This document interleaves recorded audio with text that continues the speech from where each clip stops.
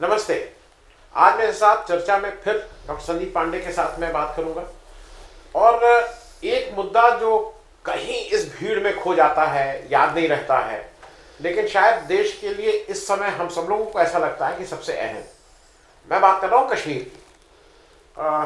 कश्मीर को जैसे कभी कभी लगता नहीं भुला दिया है हम लोगों ने। कश्मीर में जब 2019 के बाद 370 हटाया गया, उसके बाद वहाँ पे सारे नेताओं को जेल में डाल दिया गया, फिर उनको छोड़ा गया, फिर अभी इंटरनेट सर्विस बहाल नहीं हुई है, इत्यादि इत्यादि।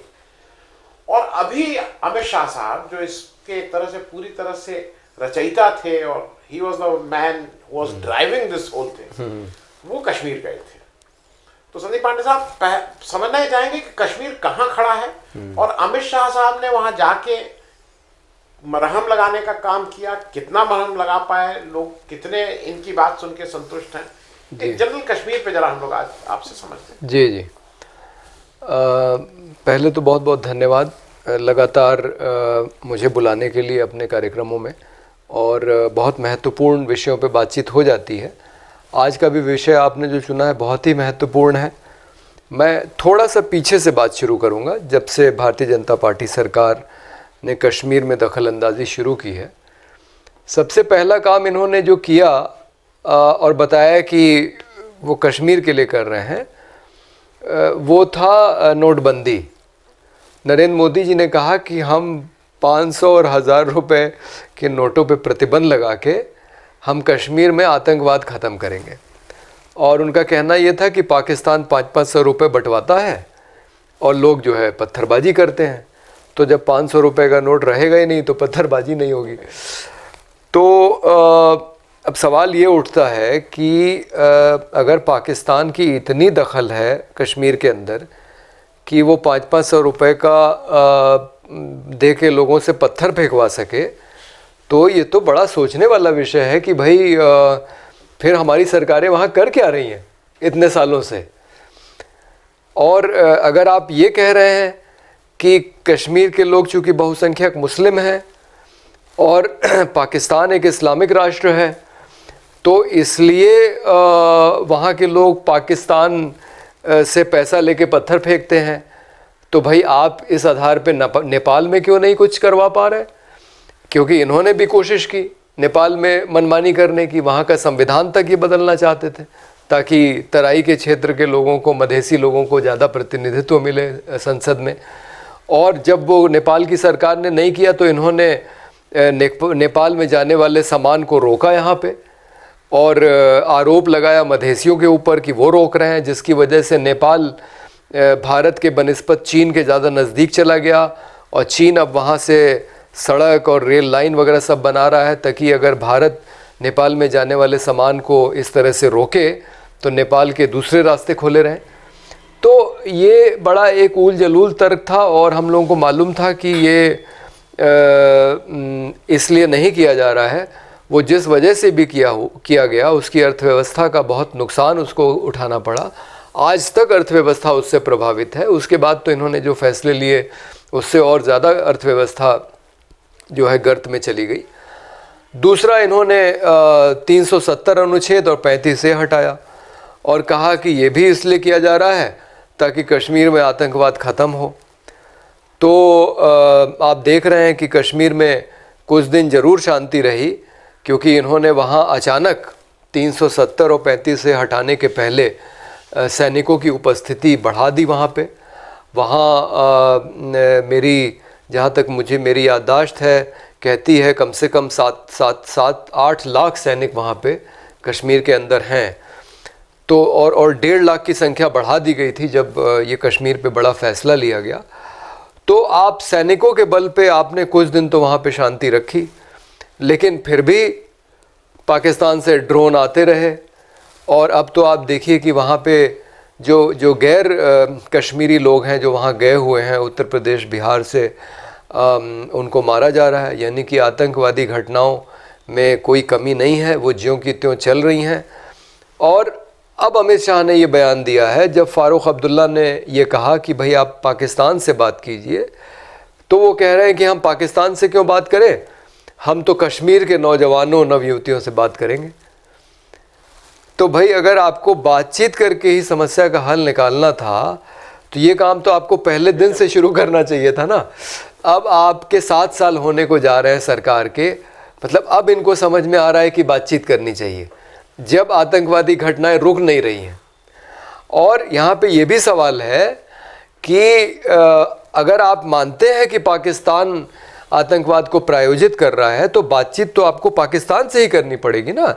ठीक उसी तरह जिस तरह अफ़गानिस्तान की समस्या पे बातचीत करने के लिए आप बैठक में शामिल हुए रूस में, जिसमें रूस था, चीन था, पाकिस्तान था, हिंदुस्तान था, और अभी हमारे राष्ट्रीय सुरक्षा सलाहकार दिल्ली में एक बैठक बुलाने वाले जिसमें तालिबान शायद नहीं रहेगा लेकिन पाकिस्तान रहेगा, रूस रहेगा, चीन रहेगा।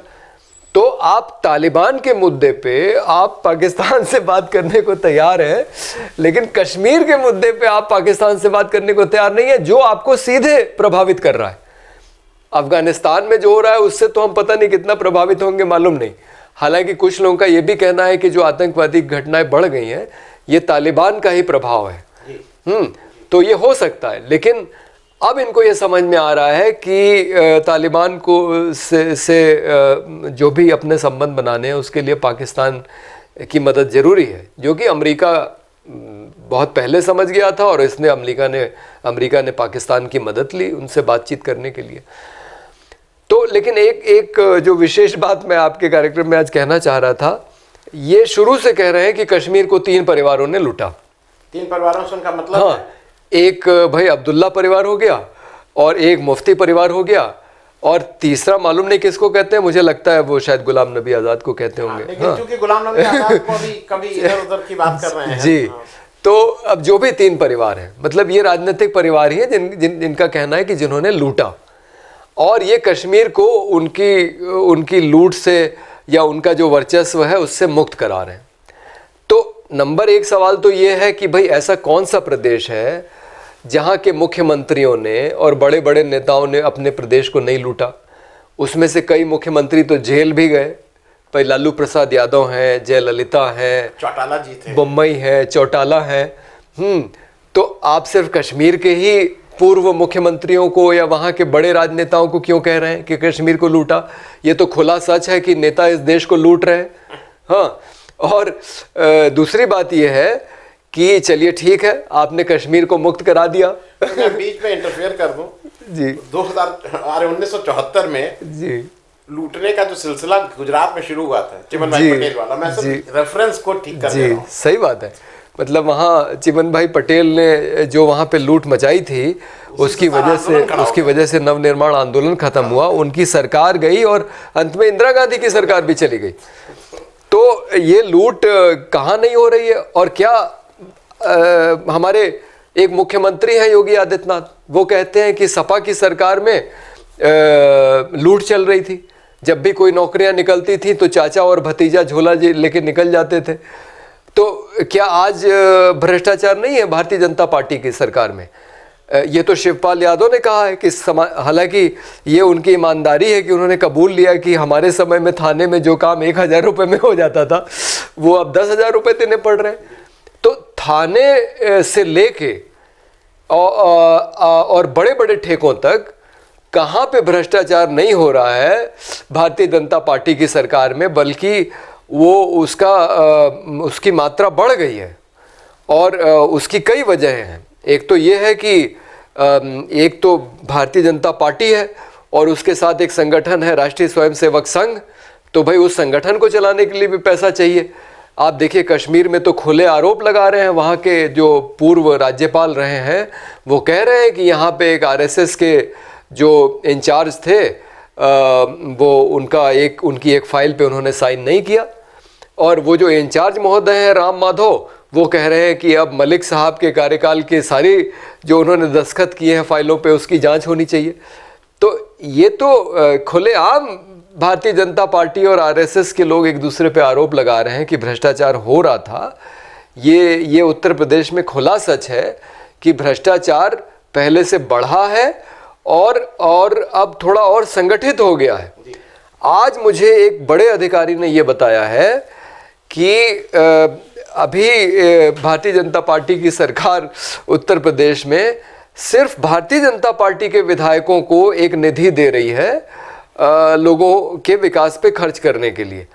ये पहली बार ऐसा हो रहा है प्रदेश में कि सभी विधायकों को नहीं, जैसे विधायक निधि मिलती थी या सांसद निधि मिलती थी, लेकिन सिर्फ भारतीय जनता पार्टी के विधायकों को वो दिया जा रहा है। और जाहिर है कि जो बड़ा पैसा आ रहा है उससे जो भी काम होंगे, और खास करके निर्माण के कामों में इन सरकारों की बहुत रुचि रहती है, और वो निर्माण क्यों होते हैं और उसमें कितना कमीशन लिया जाता है, दिया जाता है, ये खुला सच है। मैं थोड़ा एक चीज और बता दूं, क्योंकि एक तो निर्माण, इलेक्शन जब 4 महीना रह जाए तो उस निर्माण का पैसा कहां जाएगा ये इसको बताने की जरूरत नहीं है। मैं 2 चीजें कर दूं स्पष्ट। जैसे ये हो रहा है ना कि गैर कश्मीरियों को भगाया जा रहा है जी, लेकिन मैंने बहुत से कश्मीर के लोगों से बात की, बहुत से हिंदू मुस्लिम दोनों लोगों से जी। उन सबका कहना यह है कि कश्मीर का जो बेसिक इकोनॉमी है वो ये बाहर से गए हुए, और वो करीब 25-30 लाख है जम्मू कश्मीर में, 25 से 30 लाख बाहर के लोग जाके उनकी इकोनॉमी के पार्ट एंड पार्सल है, वो संभालते हैं उस इकोनॉमी को जी। तो उन सारे कश्मीरियों का कहना है कि लोकल से ऐसा झगड़ा नहीं है, ये कहीं ना कहीं से कोई एक ग्रुप इंस्पायर्ड है, जो ग्रुप चाहता है कि इस तरह की बातें हो, वो उसका है। मैं एक थोड़ा कश्मीर का एक सवाल आपसे और समझना चाह रहा हूं। जब कश्मीर एक स्टेट था, हम लोगों की याद में पहली बार स्टेट को यूनियन टेरिटरी बना दिया गया, नहीं तो पहले तो भाई यूनियन टेरिटरी सिस्टम, और फिर आपने उसकी हैसियत कम की, आपने लद्दाख को अलग कर दिया। लेकिन अभी जब इस बार फिर अमित शाह साहब गए हैं, और जिस ढंग के उन्होंने बयान एक कश्मीर में अलग दिए, जम्मू में अलग दिए, जम्मू में उन्होंने कहा कि तुम्हारे साथ, आपको कहीं नहीं लगता कि वो एक जम्मू कश्मीर के बीच की दूरी भी बढ़ती जा रही है? जी जी, ये दूरी बढ़ती जा रही है और जानबूझ के बढ़ाई जा रही है। और वहाँ जो चुनाव नहीं हो रहे हैं विधानसभा के, उसकी एक वजह ये बताई जाती है कि कुछ परिसीमन किया जा रहा है, जिसमें कि ये कोशिश की जा रही है कि जम्मू क्षेत्र की सीटों को बढ़ाया जाए ताकि वहाँ पे कोई हिंदू मुख्यमंत्री बन सके, जो वर्तमान समय में संभव नहीं है क्योंकि वहाँ बहुसंख्यक मुस्लिम आबादी है। और जिस तरह से विधानसभा की सीटें हैं उसमें संभावना यही है कि कोई मुस्लिम ही मुख्यमंत्री बनेगा, जो ठीक भी है। भाई अगर वहाँ की बहुसंख्यक जनता मुस्लिम है तो मुस्लिम बने, इसमें क्या हर्ज है? मैं अपने दर्शकों को मतलब एक स्पष्ट कर दूं, मेरे पास मुझे तुरंत नहीं याद है, करीब 70-75 लाख कश्मीर मतलब जो आबादी है, जो घाटी है उसकी आबादी है, और करीब उससे 18-20 लाख कम जम्मू की आबादी है जी। लेकिन जम्मू का भौगोलिक क्षेत्र बड़ा है जी। और परसीमन में वो कह रहे हैं क्योंकि भौगोलिक क्षेत्र बड़ा है तो इसके एमएलए इस क्षेत्र से ज्यादा होने चाहिए, और उनका भौगोलिक क्षेत्र छोटा था। अभी तक हम लोग समझते थे कि ये जनसंख्या क्या था जी। मैंने कहा कि नहीं, बिल्कुल, मैं ये भी बता दूं, बिल्कुल। तो ये जो खींचतान शुरू हुई है जी, और मैं फिर उस पे आ रहा हूं कि भाई प्रश्न तो वही है कि वहां पे कितने लोगों ने जाके फैक्ट्री लगाई, कितने लोगों ने जाके वो किया। जी जी। ये जरा आप जब 3 परिवारों की आपने बात कर ली, क्या बाहर से कोई और भी गया है, कोई सेठ साहूकार गए कि नहीं वहां? नहीं, मेरी तो जानकारी नहीं है कि वहाँ कोई बहुत ज़्यादा पैसा लगा है। और वो तो कश्मीर तो छोड़ दीजिए, जो वाइब्रेंट गुजरात से लेके और उत्तर प्रदेश तक में जो बड़े बड़े आयोजन होते हैं जिसमें पूंजी निवेश के लिए बड़े बड़े उद्योगपतियों को बुलाया जाता है, उसमें एमओयू ज़रूर साइन होते हैं, लेकिन उसमें कितना पैसा आता है वाकई में जो निवेश होता है, ये आप सूचना का अधिकार का एक आवेदन लगा के पूछ लीजिए, पता लग जाएगा। तो जितने एमओयू साइन होते हैं उसका बहुत छोटा प्रतिशत आता है। तो कश्मीर में भी यही हाल है। अभी इन्होंने देखिए एक वहाँ पे ये शुरू किया था कि डोमिसाइल वाला, कि अगर आप इतने साल रहे हैं, कश्मीर के बाहर के भी हैं, तो आपको वहाँ कुछ अधिकार मिलेंगे। लेकिन और ये सोच रहे थे कि अगर हम इसको शुरू करेंगे तो बहुत सारे लोग जो है जम्मू कश्मीर के बाहर के वो उस अधिकार को लेंगे और फिर जम्मू कश्मीर का जो डेमोग्राफी है वो थोड़ा बदलेगा। लेकिन उसमें भी कोई ज़्यादा लोग नहीं आए। तो इनके दिमाग में एक चीज़ है जिसको वहाँ पे वो ज़बरदस्ती थोपना चाहते हैं। ये कोई लोगों की मांग नहीं है, और ये जो कुछ भी हो रहा है ये कश्मीर के लोगों के हितों के खिलाफ है। और ये जो 3 परिवार वालों वाली बात कर रहे थे, उसमें मैं दूसरी बात जोड़ना चाहता था कि इन्होंने कश्मीर को मुक्त करा दिया होगा 3 परिवारों से, लेकिन सवाल यह है कि जब आप वहाँ राजनीतिक प्रक्रिया बहाल करेंगे तो बातचीत तो आपको उन्हीं से करनी पड़ेगी ना। आपने बुलाया तो फारूक अब्दुल्ला को, आपने महबूबा मुफ्ती को तो बुलाया ही, आप भले ही उनको कितना भी पाकिस्तान परस्त कहें। और दूसरा, क्या आपने पूरे हिंदुस्तान को दो व्यापारिक घरानों का बंधक नहीं बना दिया है? आप देखिए कि सारी नीतियां जो हैं वो अडानी अंबानी को ध्यान में रख के बन रही हैं।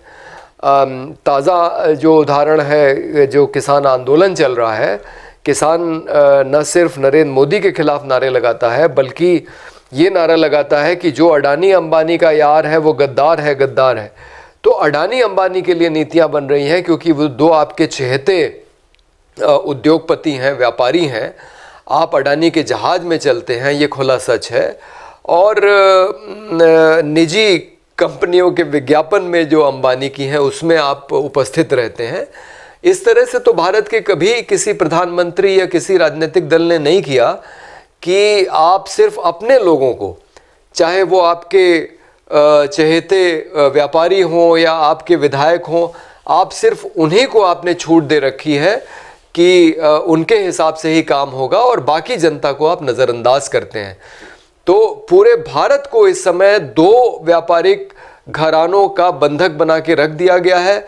और ये बात पहले भी हुई है, लेकिन इसको फिर दोहराना ज़रूरी है कि 1 लाख करोड़ की हीरोइन गुजरात में उतरती है अडानी के बंदरगाह पे और उसमें किसी के खिलाफ कार्रवाई नहीं होती।